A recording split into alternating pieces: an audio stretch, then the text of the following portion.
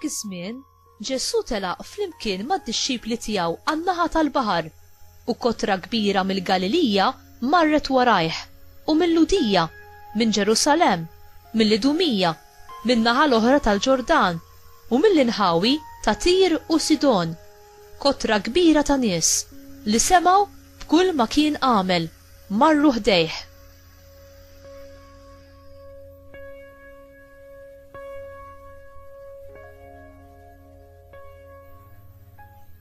U qal lid-dixxipli tiegħu biex isommulu dgħajsa imħejjija fil-qrib minħabba l-kotra biex ma jafsux fuqu, għax billi kien fejjaq ħafna nies daw kollha li kellhom xi mart kienu jrossu fuqu biex imissuh.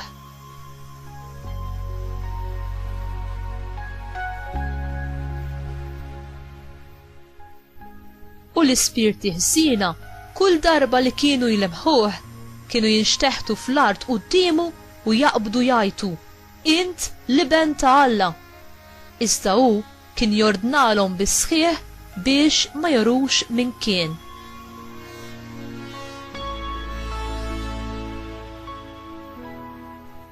Il-kelma tal-mulej tifħir lilek Kristu.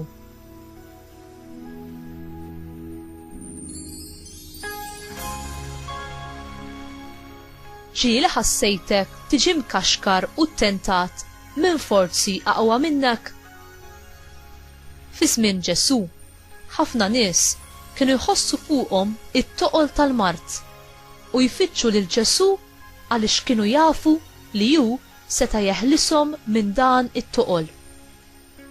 Uħud kienu wkoll imxajtna, imtaqla bi spirti ħsiena li ma kħalluhomx jgħixu kif xtaqu huma. Ġesu kien ifejjaq, kien ifarraġ u fih kienet issib refuġju in-nies kollha.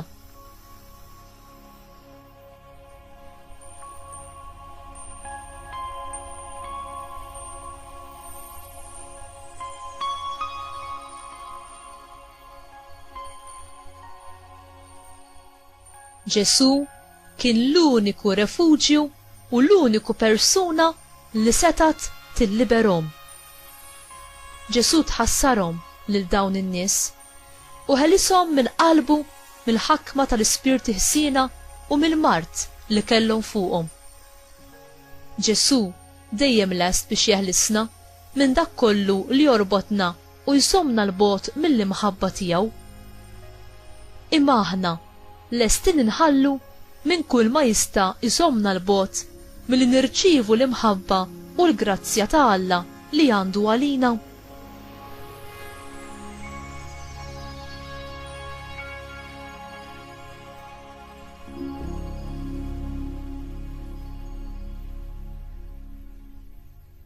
Mulej, ħolni minn kull ma jista' ifixkinni milli nħobbok kompletament u bil-libertà fit-triqati kollha.